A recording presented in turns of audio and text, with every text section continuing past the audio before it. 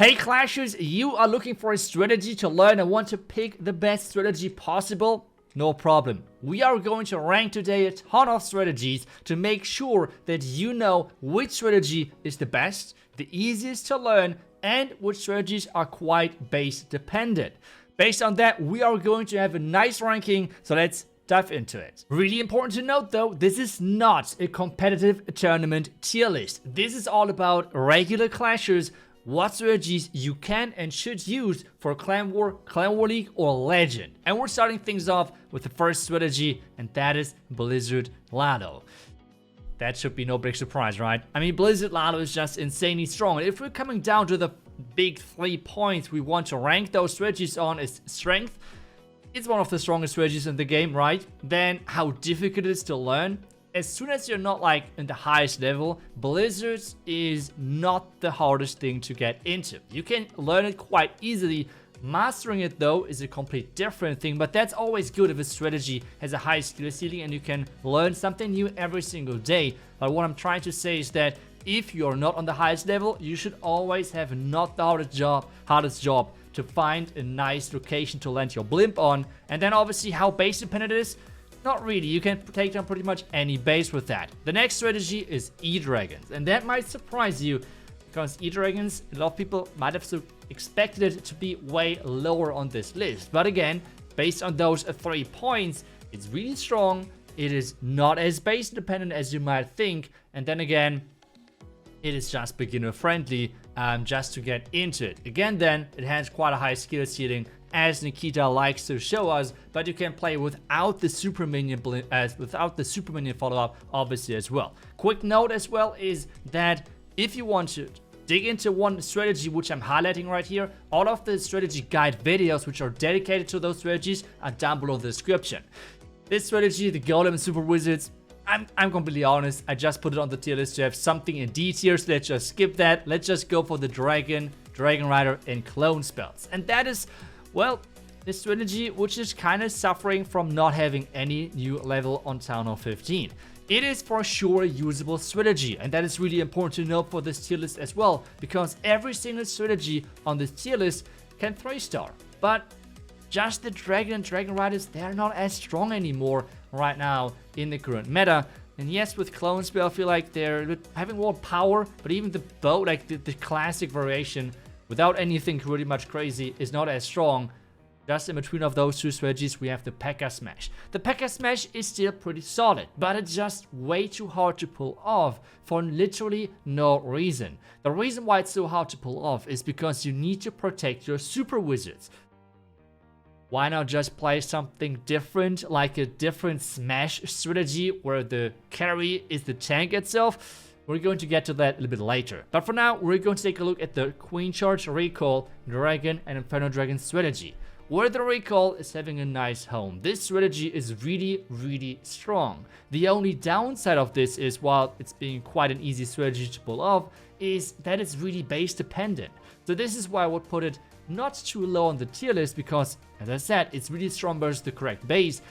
But as long as you don't face a diamond base, you can struggle quite a bit to get your 3 stars. Next strategy, Queen Charge, Hog Riders. A strategy which I have to say I am quite enjoying. It's a fun strategy, it's a really powerful strategy, but there's a downside. It is not as easy. It's kind of similar to Queen Charge Lalo, where it's really hard to pull off. Find the right Queen Charges. You are really good with the flexibility of your siege machines, for example, so that's great. But just the difficulty right now of Queen Charges in general makes this strategy quite rough to use. And as I said, this tier list is trying to combine how strong, difficult it is, and base dependent. With our next strategy, we have Queen Charge Hybrid, which is just a little bit above the Queen Charge Hog Riders. It's a bit more not as flexible, but it just has a lot of times a bit more power as the regular Queen Charge Hog Riders. With the miners in the mix as well, who got a new level on Town Hall 15, you're quite tanky. But you can't just use Queen Charge miners, because then you have nothing to protect your Warden or your Royal Champion, because as soon as all miners are going underground, your Warden and Royal Champion are not going to be really grateful for that, because nothing is going to protect them. So Queen Charge Hybrid, just in a decent build position.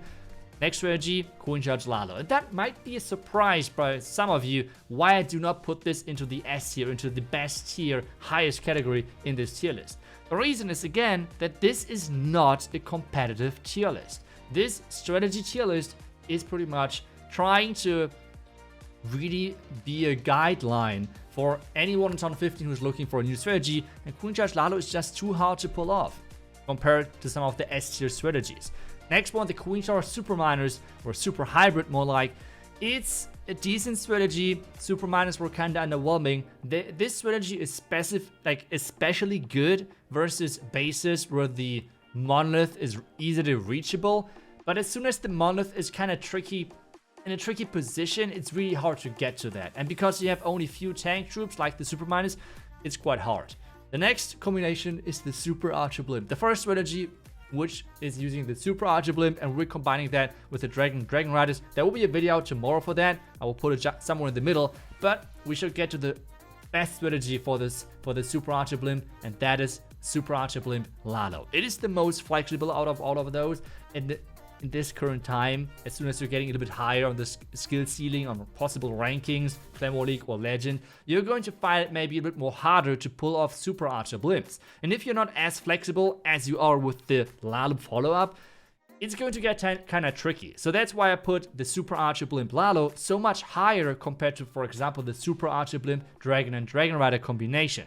It's a really solid strategy. The Super Archer Blimp in general is not as weak as some people might think.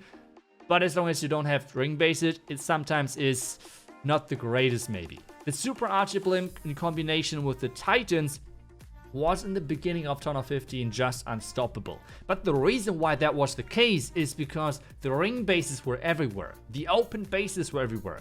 As soon as you face a box base though with closed compartments, you are going to struggle a lot. So this strategy is quite base dependent with the Blimp and the follow-up. That's why I put it not as high on the tier list, because it really is only thriving with a crazy Super Archer Blimp and an open base.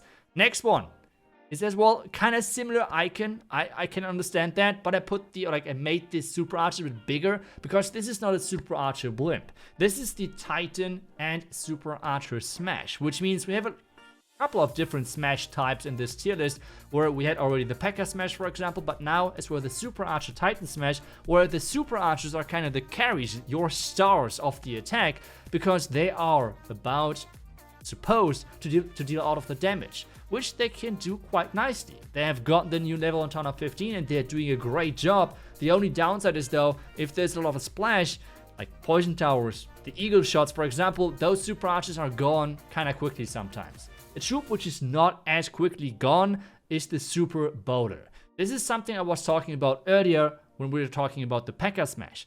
Troops which are the DPS, your damage source, and your tank at the same time. And this is what the Superbowler does really nicely. Healers are doing AoE healing, which means they are healing an area. And if you have Superbowlers stacking up, those healers are keeping your Superbowlers alive forever. And with Rages, the base can disappear within seconds. That's why we put it kind of high. The Sui LaLo, I had to put it in A tier. I'm not really sure how useful this is, but it's just insanely good in pros' hands, but really trash, and it's just so hard to pull off. But I had to put it in A tier. Next strategy is another Smash strategy, which is the Super Witch. It feels not too bad. You have a tank and a damage source in one troop, but at the same time, it's really depending again on the monolith. The monolith, if that is well placed against the Super Witch Smash, it's pretty much impossible to thrash over. At the same time, you can see how tanky those Super Witches are on the core, so they can deal a lot of damage. So nothing bad, nothing worse, right in the middle. And as I said again in the earlier stages of this tier list, every single strategy on this tier list can 3-star. It's all about, as I said, the 3 big categories. Next one. Yeah, Yetis and Super Archers or Super Wizards. Take whatever you want, kind of. In this specific example, we're using Super Archers. It's kind of like, I would rank it kind of on the same tier. That's why I put everything into this one icon.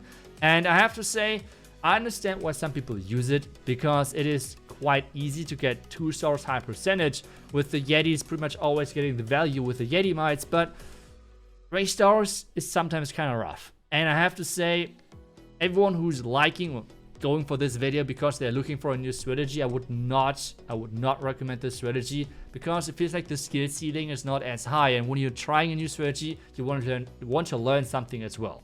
The next strategy, that's the perfect example. I mean, it is pretty much one of the only strategies which is even coming close right now to Lalo, not only for pros, but as well for non-pros. The reason why I really think so highly of this strategy is because on pretty much any base it's possible. That's the first big of the 3 categories, kind of like thumbs up. So it's possible on any base style.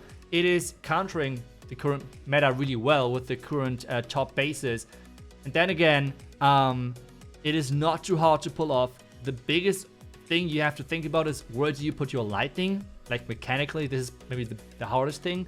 And then again, like how strong it is. I mean, it's crazy. Some pros are complaining about Titans being too strong, this combination, everything. So you can tell this strategy is quite good. But now as well, again, why is it that good? Why is everyone talking about it? The reason is that Electro Titans do not really need spells. They do not really need spells because their aura, one of their main damage threats, is not really working with the rage together. So raging up a Titan is not working on the aura, which means the only reason why you bring those rages is because you want to rage up the healers, which is turning the Titans into pretty much unkillable tanks, which can even attack air troops. What is the counterplay then for the base, kinda? So you have 2 rages, then at the same time you are using the strongest siege machine by far in the game, the Flinger, and you have a ton of spells to enable that siege machine even better and create pathing. If that does not sound like the perfect strategy, I don't know.